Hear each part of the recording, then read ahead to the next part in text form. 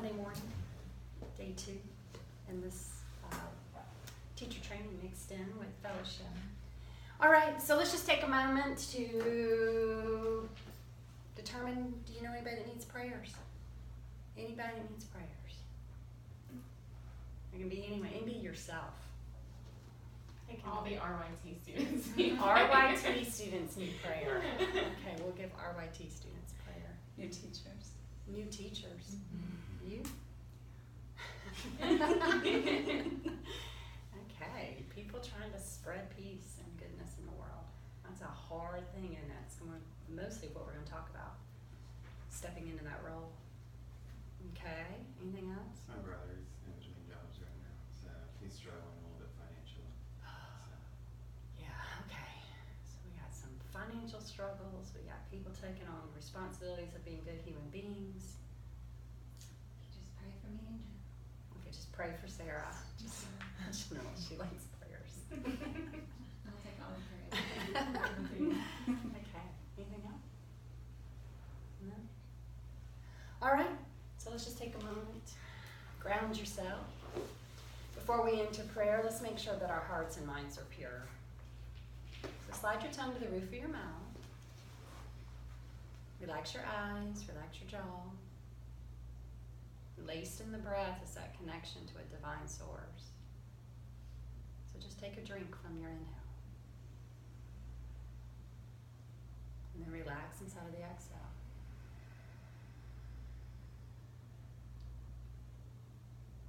It is said that when many come together with a pure heart in prayer, prayers can be heard at even a louder volume.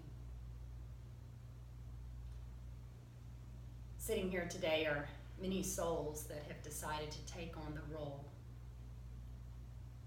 of solidifying their own character, taking a responsibility for themselves, and in essence, taking responsibilities of others. It is always hard making the right choices, much harder than making the wrong. But may each of them remember their strength. May each of them remember their pure love. May each of them remember each other and give each other support in making right decisions and compassion when one makes wrong. May we pray for brothers and family members that are going through times of financial struggles and suffering. May we be with them and support. May we pray for each other individually and for our children. And oh, for the teenagers, easily seduced in the wrong decisions. May they find their wisdom deep in their heart to guide them back to a place of love, a grounding energy of strength within.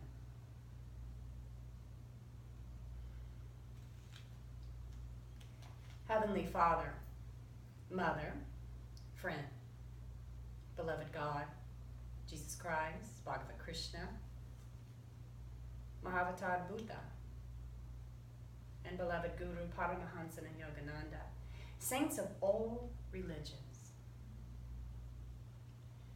We travel here to hear your lessons, your words, your guidance. Reciting together, amen. Amen. Amen. All right. It's pretty amazing when you just take a little moment to pray for some strength, doesn't it? It's pretty powerful. All right, so what is going to be our lesson today? So I went home last night and was thinking, okay, I got to get myself a lesson. And I have so many books and so many binders and so many things. And I thought, you know what, I'm just going to go with the obvious. So I pulled out my Gandhi books and started reviewing through it and went down a couple of rabbit trails. And I was like, oh my gosh, I've forgotten how powerful this is and how powerful this is and powerful this is. And led me into some other pieces of papers and notes. And I arrived to what I think we all need to hear. Everyone needs to be reminded this. And what I write to do is what we're going to learn today is ground yourself to zero. Ground yourself to zero. Ground yourself to zero. Be responsible for 1 grain of sand. Doesn't that sound easier than to be responsible for the entire world?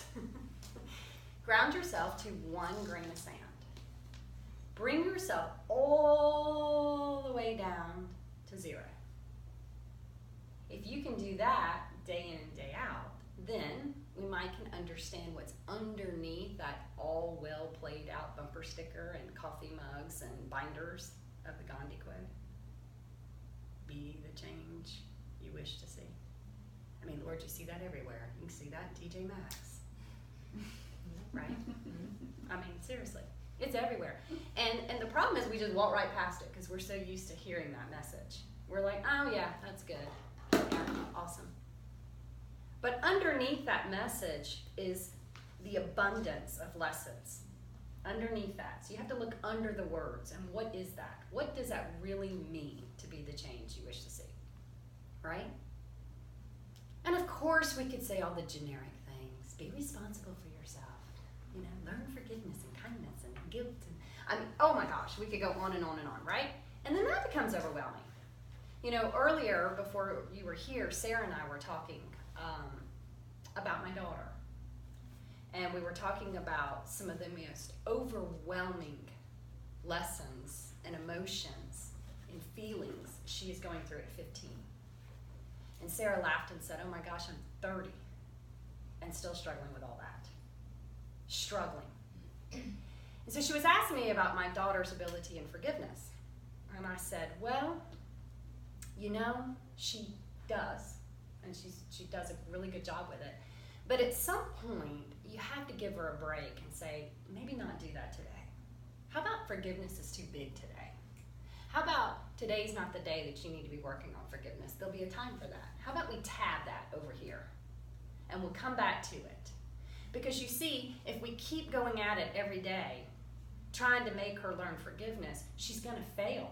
And then her self-esteem's going to feel worse. Because she's going to say, well, my gosh, I'm failing at forgiveness. Every time I think I have forgiven, I get hurt again.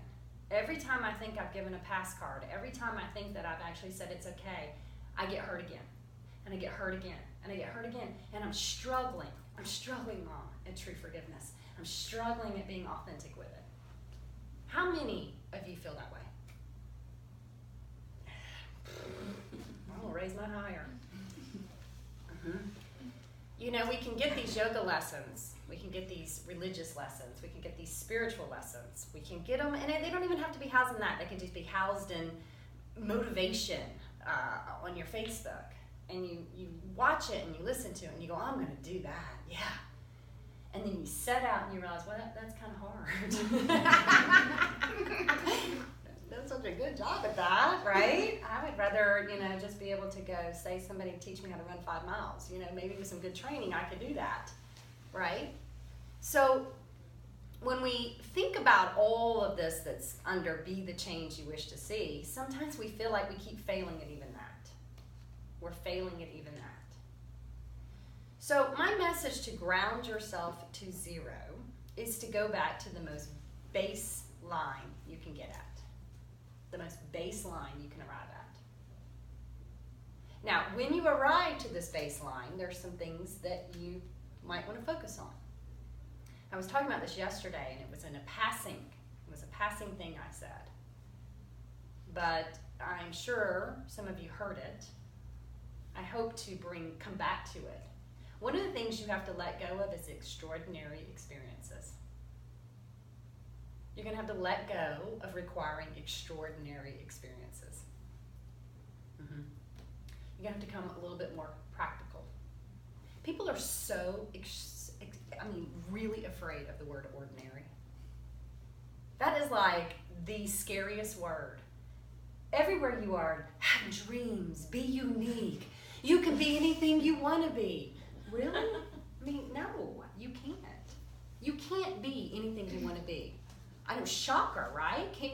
I cannot believe how many times we say that to kids and to each other. You can be anything you want to be. That is not true. I'm sorry, it is not true. If you are 5'2" with one leg, you are not going to be an NFL player. You're not. Now, maybe there's someone out there, once this goes live, that are going to find me and prove me wrong. And I'll say, well, I'll be damned. There is one guy who just got in the NFL with one arm. Okay, I said leg. Doesn't count. Okay, and is he 5'2"? No. Okay. I need to stay really with my criteria that I'm saying. Okay? No, you need legs. Yeah. In the NFL. And you might do it. You might. You might have a prosthetic. You know, now the fear of the World Wide Web is coming in on me. Again, I'm going to say, like I say to my books, if you find something I have wrong, you can email me. I'm not sure I will read it. I'll do my best. Okay. The truth is, there are just some things. I will point out something for myself. I am tone deaf. I cannot sing. I cannot sing. I can remember in 8th grade, everyone tried out for chorus. Everyone made it but me. I remember even the face of my teacher. Yeah. Yeah, right? Twice. Yeah, okay. I'm not going to be a singer. I mean, I'm not. It's not going to happen. It is just not going to happen. Okay? So we have to kind of be okay with the word ordinary. We have to kind of be okay with just being human. We really do. We have to start taking some of the pressures that we're putting on ourselves and bring it down. From there, we can taste contentment. From there, we can taste simple living. From there, we can taste everyday life. Everyday life. You know, Gandhi had, I love this, he had one bowl. Every meal he ate in one bowl. The same bowl. I thought that. I was laying in bed wrestling with that like all night. How can I do that? I'm going to do that. I want to have one bowl. I'm going to take my one bowl everywhere I go. I love the idea of one bowl. I think I'm going to get rid of all my plates, and my kids are all going to just have one bowl. One bowl? Why do you need more than one bowl? And you really shouldn't eat past what's in the one bowl. That already tells you moderation. It's easy. It's a no-brainer. Look at how much time you are saving for yourself in life of making decisions about food and how much you should eat and not eat if you just had this one bowl, right? Then I started thinking about, well, if I take the one bowl into Chipotle, you know, I could only get so many chips in it, and then my taco, I probably have to crumble it in there. But again, that would tell me how much I should eat at Chipotle, right? One bowl. So grounding yourself to zero, first, like I said, is letting go of extraordinary experiences. I think we all have this expectation of extraordinary experiences. We really do. And we become highly disappointed, jealous, envious when other people seem to be having these extraordinary experiences and we are not. That's exactly what happens. And what we start to do is we become disenchanted with everyday living. Everyday living doesn't sound so appealing. We're always thinking about vacations, what we're going to do, who we're going to be, who we're going to become. So letting go of extraordinary experiences, it's not a disappointing feeling. If anything, it might let go of some disappointments. That's what it might do. Mm-hmm. Contentment is not something that happens after something is achieved and then flies. For example, I will give you how contentment sometimes is used. Vacuuming. I love vacuum cleaner marks. I think they're the greatest things in the world, right? You feel so good after you do vacuuming, right? Mm-hmm. I love vacuum cleaner marks. So I will make these vacuum cleaner marks all along my den, and I like to make it like a sunshine, okay? I spend time, right? And I have this place I stand. And ever since my daughter was little, she would say that, oh, you put a sunshine in my room. Okay, now with 4 teenagers, it's like a magnet. I put the vacuum cleaner marks in, and it's like all of a sudden they've decided they're gymnasts. They're gymnasts. They're going to roll, they're going to wrestle, they're going to do back bends. You know, sometimes I'm vacuuming and my dog is running and putting her little prints on it, and I'm like, stop it.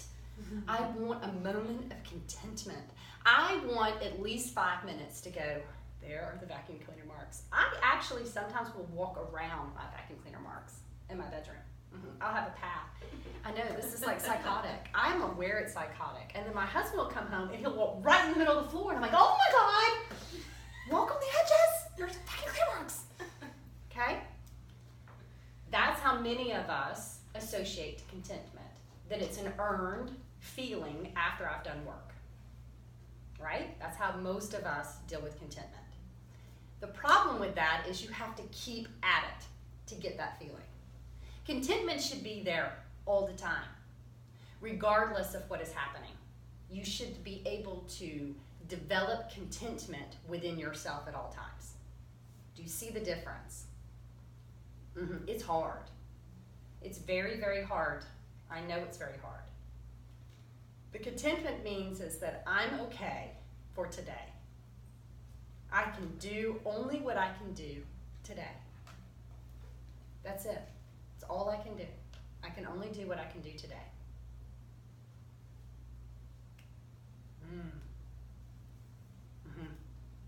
We hear that and we go, but we don't do it. We don't do it. I think about the pressures on teenagers right now. I've been in Zoe's life ever since she was little, and I have a lot at home. The pressures that are on teenagers right now is overwhelming. I do not know when it went to the level that it went to. For many of us can remember growing up, we didn't have things called club ball. If you did, most of your parents didn't afford it. You played on your high school thing and that was it. You didn't have fancy cars because nobody had them. There wasn't many places to go to because all of these chain restaurants is a new thing. We didn't even have cell phones. You literally had to hope somebody picked up the phone at the house. And if they didn't, oh well, you had to live with not knowing where they were. You know, you made grades. It was a 4.0 average system. That was it. Nobody knew what something 4.2, 5.7. I don't even understand that crap. I don't even know what the heck's being said to me at this point. I'm like, is it an A? I mean, how do you go over an A? Did they add a letter to the alphabet? Like, it doesn't even make any sense to me. Because they're trying so hard to expect extraordinary constantly out of them. You must be extraordinary. You must be extraordinary. You can't just now make the team. You need to make the team and then be on club. Then if you make club, you need to be the best there. And if you're not the best there, you're not going to get a scholarship. And if you don't get a scholarship, you're going to be no one. What the heck? What are these messages? You can't just get an A. You need to be in honors. If you're not in honors, you should be in AP. If you're an AP, you need to be even higher than that. Let's just make up another one, PP. Right? And you keep going higher and higher and higher and higher and higher and higher and higher and higher and higher and higher. How about be a teenager? How about just be a teenager? How about just breathe? How about just breathe? And figure it out and screw it up like the rest of our adults did, right? You'll figure it out. Hell, I still don't know who I am or what I want to be when I grow up. I'm just putzing along, doing what you got to do. I think there's many adults who would say the same thing. You take it day by day, moment by moment. That's all you can do. That's it. Just breathe. Take a moment and breathe. Take a moment and breathe. Even over Labor Day weekend, my girls had practice on Sunday and on Monday. What happened to raising the whole child in the family? Right? It's fascinating. It's fascinating. Where is just laying around anymore, playing a board game? I don't know. You know why people can't have dinner time at 5 o'clock? Because kids aren't home at 5 o'clock. They don't get home sometimes until 8 and 9 o'clock at night. Having dinner at 9 o'clock at night. Cramming in homework on top of that. And going to bed exhausted when this is the time they should be having about 10 or 11 hours worth of sleep. Good luck figuring out that formula. Why? Because our messages in society are to be ordinary is not a good thing. You are not to be ordinary. Strive to be extraordinary. Whew, that's some weighty pressure, my friends. That is some weighty pressure. I say, be ordinary. Enjoy being ordinary. And what does ordinary mean? Ordinary to me means be a good human. I love that. I constantly repeat that. Swami Satchidananda always says when he would do his workshops, he would say, guys, I'm just trying to get y'all to the level of human. That's it. Many of us are struggling just there. Let's just figure out how to be a good human. And that probably is enough. Let's just figure out how to be a good human. Let's ground it back down to 0, and let's just go with that. Let's go with that. So how do we be a good human being? What are the baselines to that? Well, I mean, I'm about as country as it comes, so I'm going to go with the one song I love, Humble and Kind. That song tells you everything you need to know right there. That's it. Be humble and be kind. That's it. Be strong enough to protect your own character. Be strong enough to protect your own character. Be kind. Be kind. That's start there. Be nice to the people in your grain of sand. In your grain of sand, which includes people in your home. Learn your tone of voice, your respect, and your kindness with the people in your own home. Practice saying I love you to the people that are across the hall from you.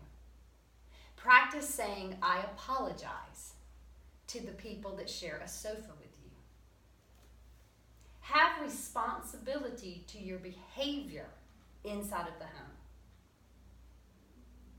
Right? Start there. That's so easy. Right there. That's all you got to do. Ground yourself to that grain. To that grain. Then you don't have to think about all of this out here, the trophies and the accomplishments and things that I'm going to get. And everybody validating me and knowing me in this big giant world. How about just get that right in the center of your own grain? When you go into the office, when you go into your workplace, when you go into school with your friends, be so brave that I'm good, I am good, I love myself, and I'm kind, and I don't need validation and to prove anything to anyone else because I can just be kind. I can just be kind. That's it. I can own up to the respect to other human beings, and that's really it. I mean, that's really it. If you can master that, you've mastered it all. And to me, that's rather extraordinary. That's what's so funny. To actually be a good human being is actually extraordinary. Because it's so rare. I mean, it really is. It's so rare. Everybody's trying so hard to take extraordinary with accomplishments.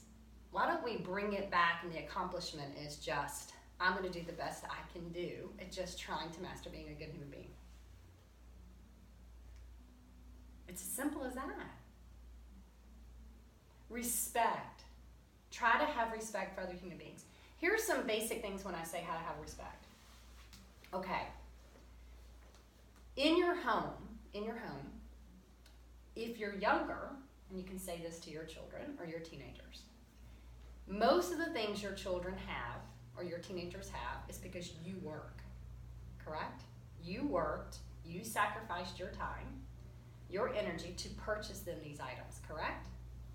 I can remember when I was younger, my mom, hence the vacuum cleaner marks, had a rule about keeping a very, very neat house. And it was not because my mom had some psychosis disorder. Well, maybe she did. Maybe I do too, but that's on the sidebar. But at a very young age, she explained it to me like this. And it hit home to me. She explained to me that I work oftentimes over 40 hours a week. And when you throw your clothes on the floor and you don't put your dishes back in the sink and you keep your room in a disarray, what you're really saying is, I don't respect you. I don't respect what you just did for me. I don't respect the things that I got through this. I don't respect that you sacrificed your time. And I'm showing you because I throw it on the floor and I step on it. Well, that hit home to me. Like that hit right in the center of my belly. Like, oh, yeah, wow, okay. I passed it along to my daughter when she was probably about 5 or 6, the same story. Every piece of shirt you pick up, every piece of pants you pick up was probably a couple hours I had to work. Those were places that I had to drive to and endure, right? So we can take that and understand it with children. Now let's understand it with ourselves. Let's do the same thing as adults. Let's have respect for every item we bring in the house. And if we feel like it's cluttered or it's something that's invading, let's pass it on. Let's give it to someone else, right? Let's learn to have respect for in our grain of the world. When Gandhi passed away, he had 10 items, and that was it. 10 items. 10 items that he needed and 10 items that served him purpose. And he had respect for those items. Now, of course, I'm not saying go home and try to only have 10 items. I've done that before, people. And y'all all heard my story. It was alarming, like months later. I'm like, where's my stuff? So I understand in modern times that we're all not seeking out to take on the responsibility as Gandhi, but let's start with just that. Let's start with something as simple as having respect for what we have in our home, right? All of these things are just grounding yourself back to zero. Start with something very small that is how I'm going to interact with the world. How am I going to interact? That becomes irrelevant of what career you're going to choose. That is irrelevant to what career you use. It is irrelevant if I am someone that leads fellowships, I teach yoga. Just like my sister is an artist, and she was working for this company that recently just let her go. And when they let her go, they said words to her that were directed towards the character of who she was. And of course, that really bothered me, because it was my sister. And I think my sister hung the moon. And what I said to her was, Suzanne, it's irrelevant where you work. It's irrelevant how you go about. You could work in a factory, or you could still be an artist. It's how you present yourself, and you present yourself so fabulously. She's very exuberant, she's outgoing, she loves to talk to people, she's a problem solver. It is irrelevant what her career is. It is irrelevant what my career is. It's irrelevant if it's in the form of yoga, or if it's nursing, or if it's stay-at-home mom. It is irrelevant. What you have to focus on and create is how you present yourself. Just focus on that. How do you present yourself? Right? What are your core morals and values? Focus on those. And don't drive off the road. Don't drive off the road with those. Don't you dare drive off the road with those. Just develop those and stick with them. Walk the talk. Walk the talk. Once you get that, you're good. You're good.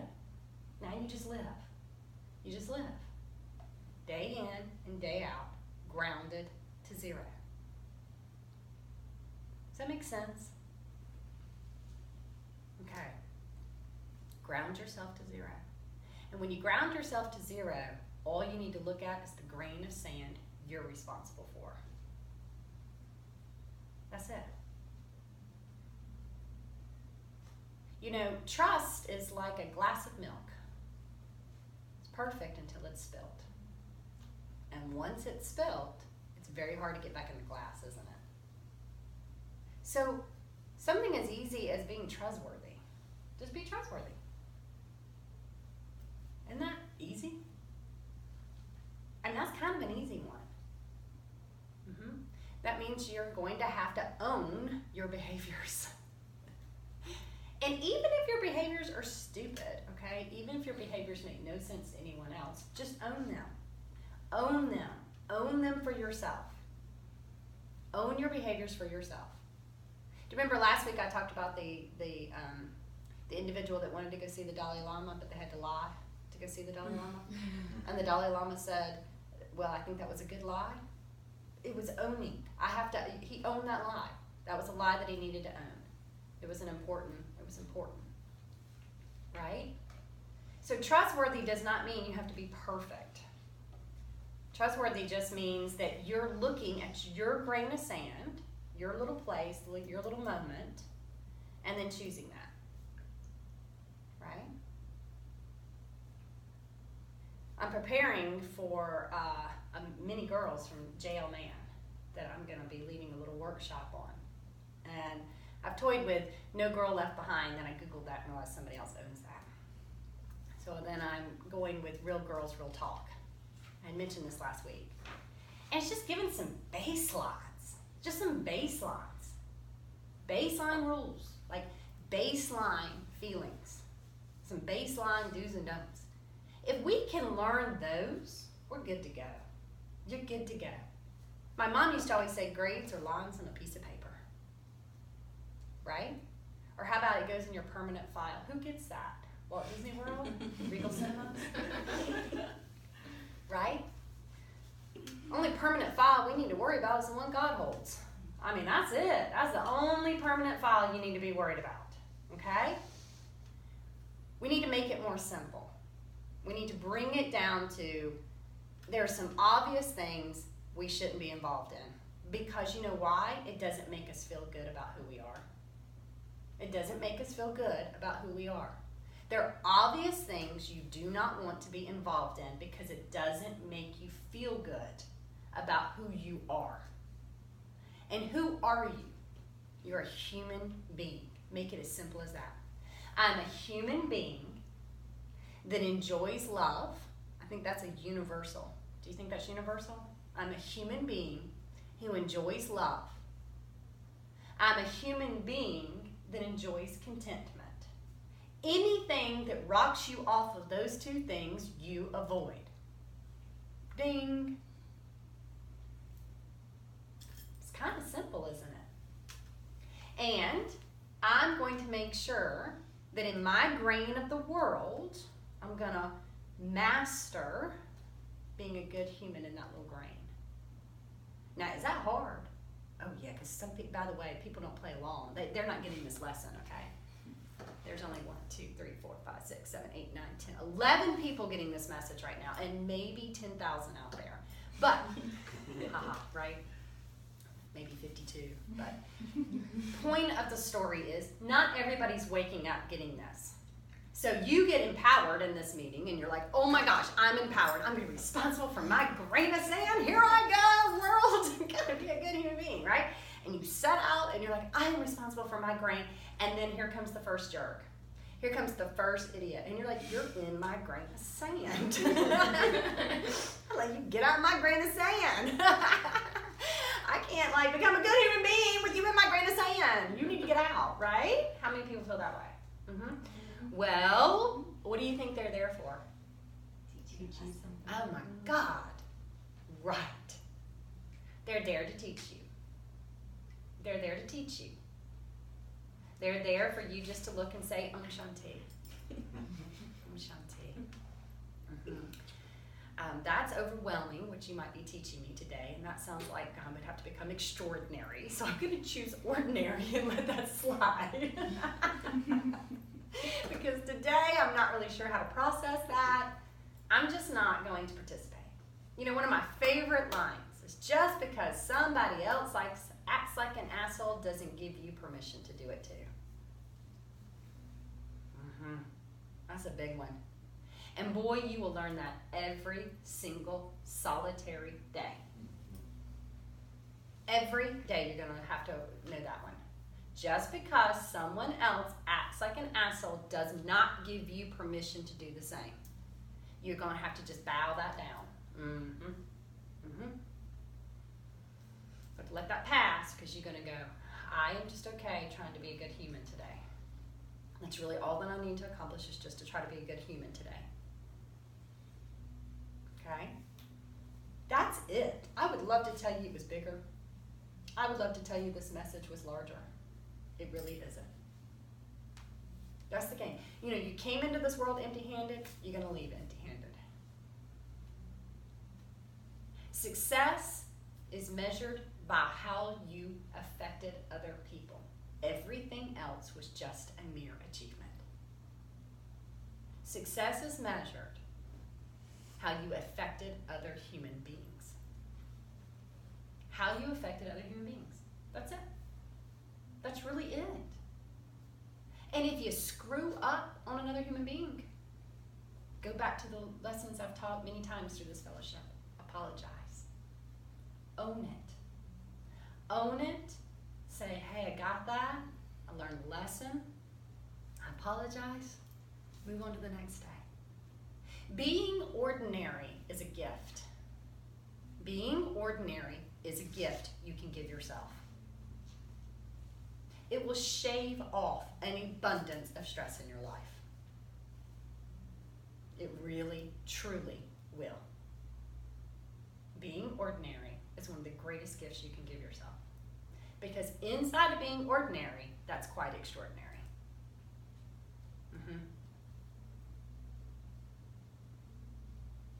The Kindness Award.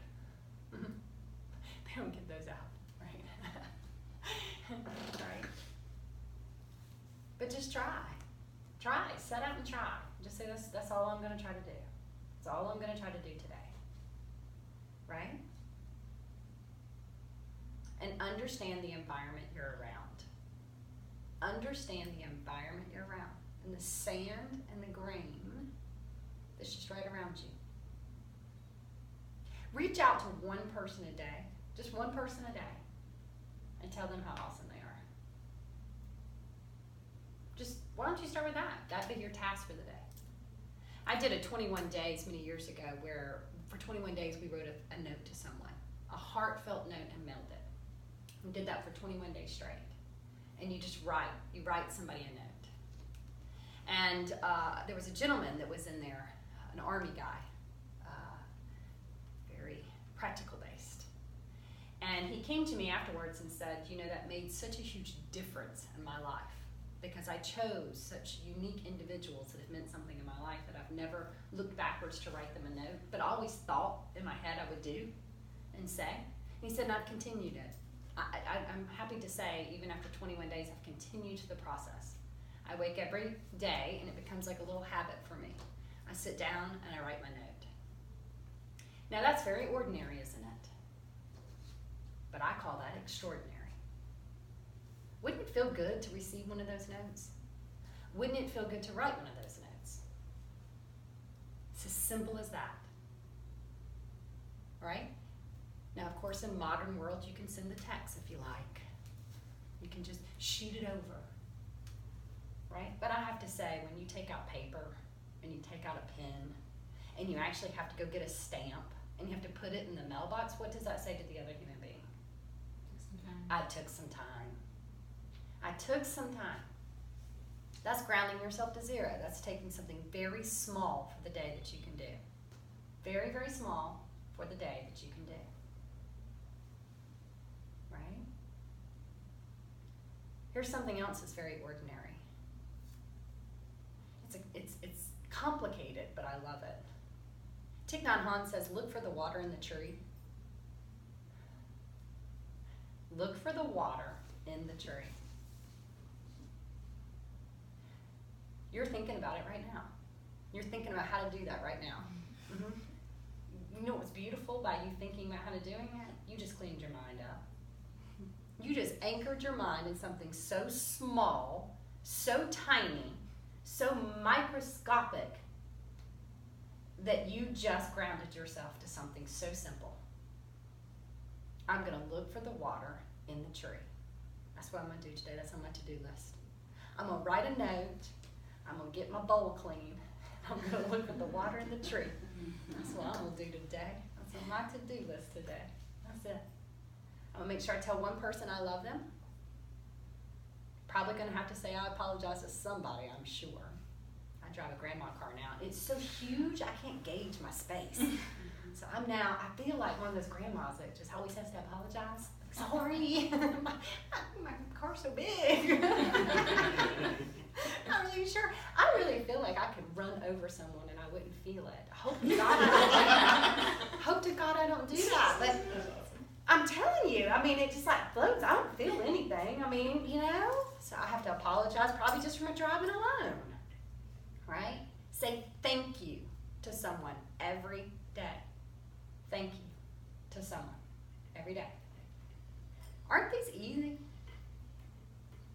And this is ordinary living. This is how you do it. This is ordinary living. Be an ordinary human being. And that in itself is extraordinary. Good? Okay. Tell me what you heard. Anybody? Tell me what you just heard. Wow.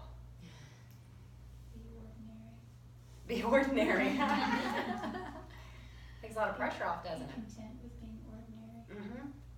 Yeah, because yesterday you were even talking about the pressure that you feel like you need to have all this knowledge, and the pressure you have to be competitive in a business, and that will keep you up at night. Trust me, in mine it does the same thing. You know, if you just walk out into the business world and say, that's cool, I'm just going to be an ordinary business. Got some ordinary knowledge, but I'm kind, I'm good. You know, that's about as humble as you can get. You're going to take a lot of pressure off yourself. Does it feel better? Or is it scary? It's scary. It's scary. Mm-hmm. Does it sound scary for y'all when y'all hear that? To be ordinary? Uh-huh. No. No. But it's scary for you because you're a business owner. Yeah. Yeah. Well, I was extraordinary in the beginning, and then I became really ordinary. Then I went below ordinary.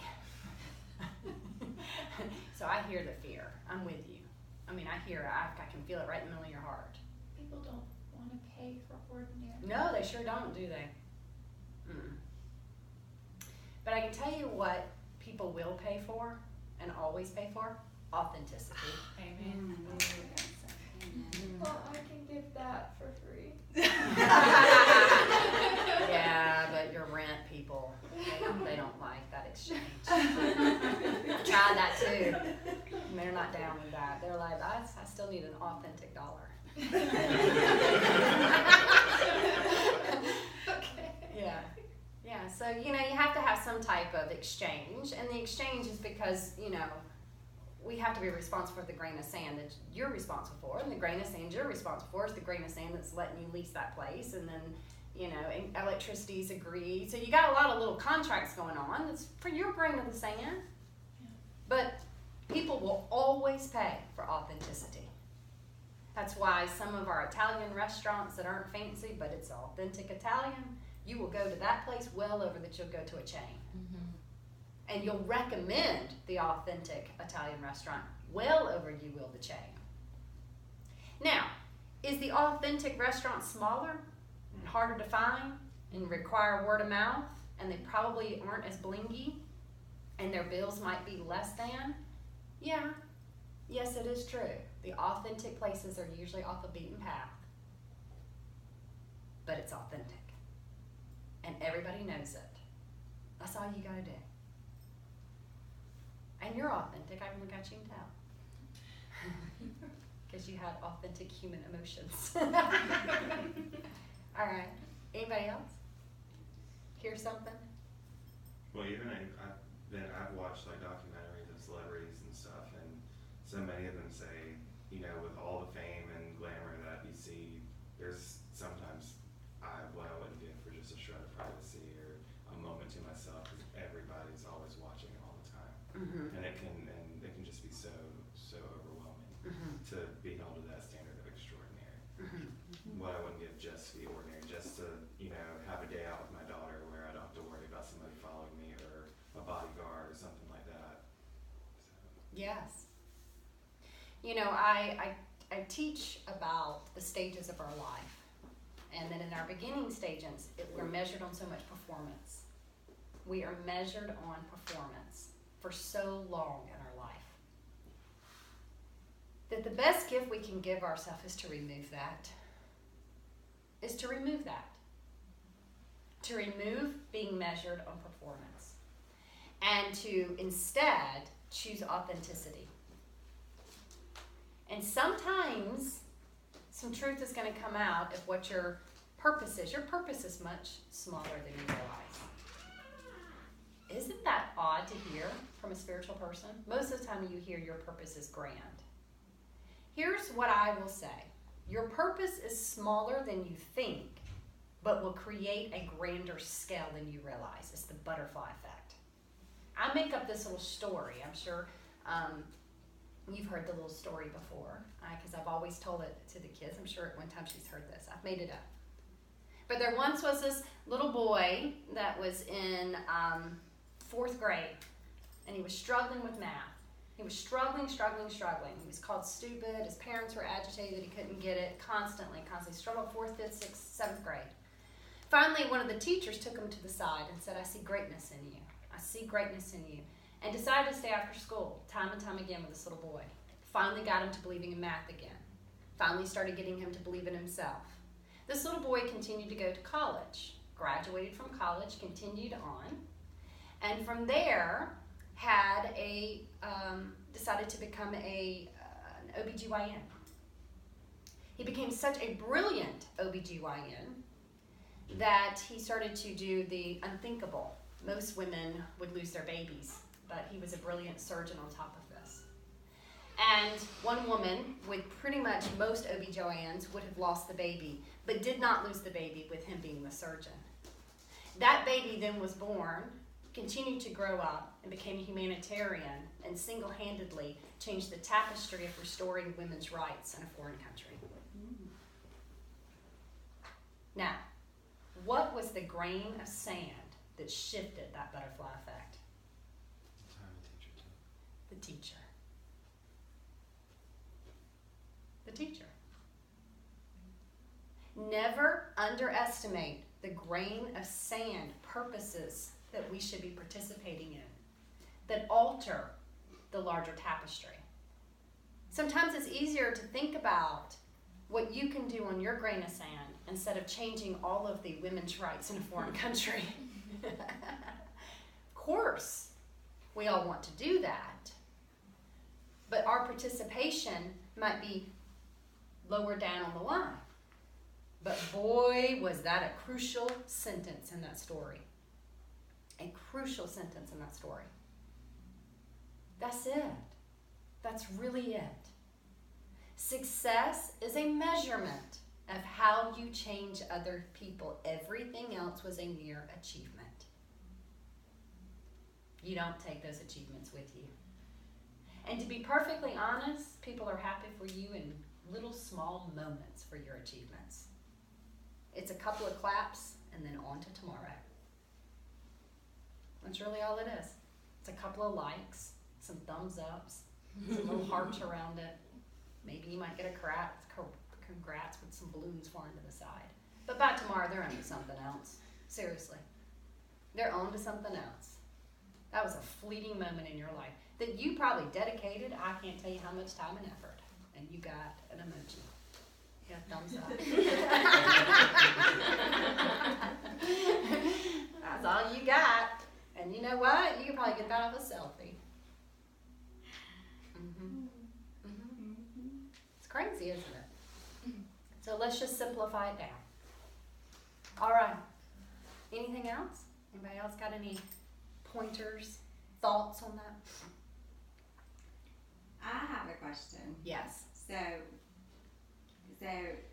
just say there's a person, they have decided they're going to ground themselves down to 0. And they get to 0 and they're like, I don't like 0. Because like ordinary isn't ordinary anymore. So how would that person deal with like really being okay with that? Okay, there's a couple of pointers I would say with that. One, let's make sure we're not going negative 4, 6, 7, 8, 9. That's called depression. That's called low self-esteem. That's called lethargic. That's called dullness. That's called non-participation. So let's make sure we're not going into the negative zone. That's on that side. Okay, that'd be the first thing that we'd want to make sure that we did not hear from this message. The second part that I would say is we need to maybe re-examine how we're living. Sometimes we create an outer world that has too many financial responsibilities, too many obligations, too many expectations that doesn't allow us to be ordinary. That we have to maintain this status because we've built a life around it that if we slip a smidgen below it, we are a failure.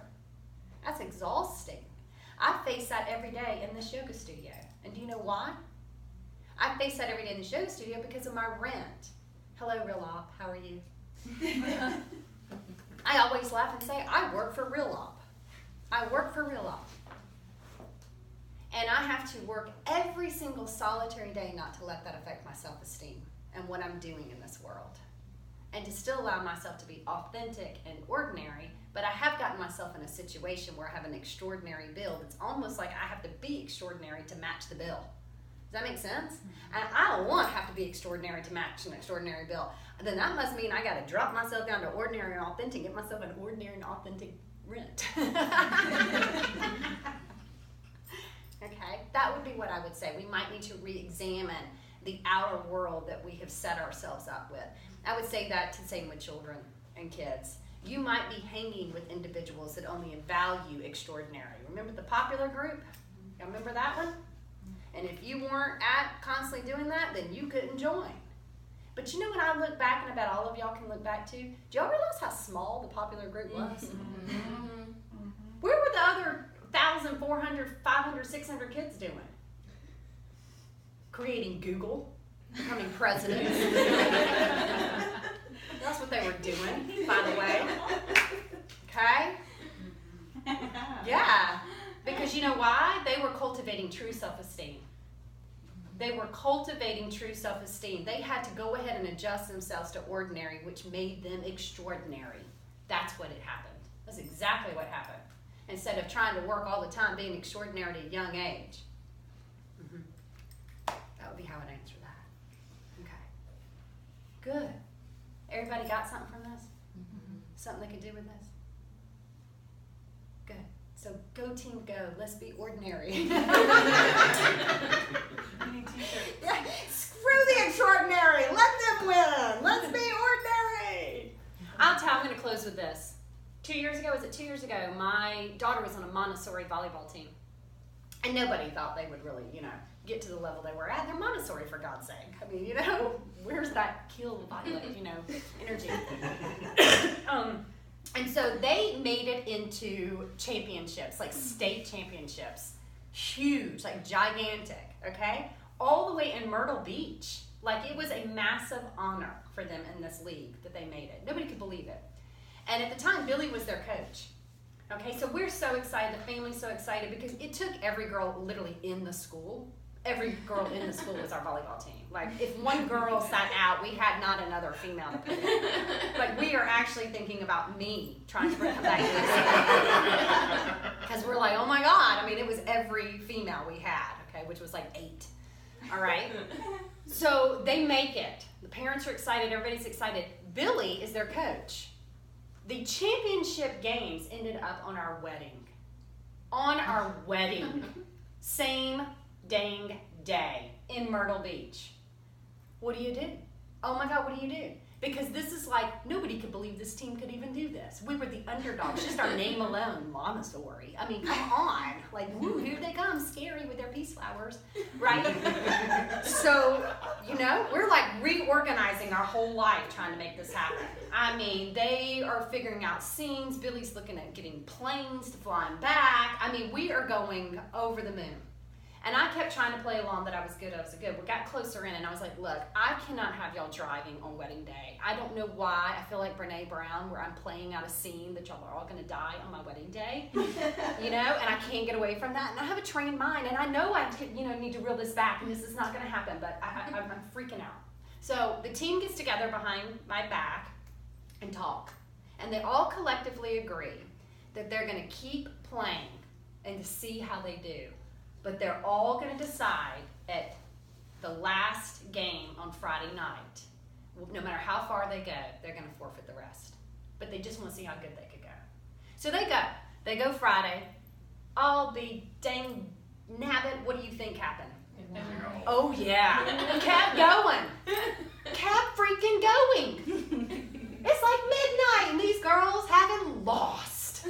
Part of me is excited. Part of me is like, God, I just wish it would have been so much easier if they could have just gone and lost and said, yay, right? We tried. Now they got to do the unthinkable. They have to forfeit. They have to do the unthinkable. But do you know what? The team that they won and the girls lost to, they did the high. They took their pictures that they won. And then the entire team with Billy go over to the team and tell them that they're going to give them the win. They want to give and gift the win. They first went and asked the judges if they could do that. The judges said, we've never had anybody ever ask that. We don't see anything wrong with it. They go over and tell the team, that team starts crying. I mean, they are bawling. They say they cannot believe that they are getting this gift in life. They're hugging our girls. They're telling our girls how much of a difference they make because they had 6 seniors that this is all that they had been doing for like year after year, and they had just thought they lost everything. And they just got this unbelievable gift. And everybody's hugging. My girls come back at like 2 o'clock in the morning, 3 o'clock in the morning, and they said that feeling was the best feeling they'd ever done in their life. They walked out doing something ordinary, but I mark my words, they felt more extraordinary than anybody in that whole facility did. They changed the tapestry of other human beings instead of just taking a mere achievement. And that changed a lot. It was a butterfly effect. Might have cost one of those girls a scholarship. Who knows? Most of my girls were 9th grade. They weren't looking for scholarships. They were just playing. Pretty cool, right? All right. So when I say go team go, let's just be ordinary. There's a good feeling in that. All right, let's get a moment to close. Just a little meditation always feels good just to connect the calmness that lies within you. So just try to sit nice and straight. Relax yourself. Slide your tongue to the roof of your mouth. That's called a Kachari Mudra. A little pressure puts your tongue right at the edge of your pituitary gland. Stimulates the nervous system. You fall into the breath.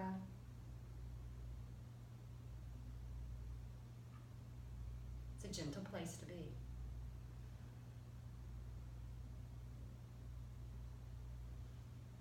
Right here, you've already become all that you need to become.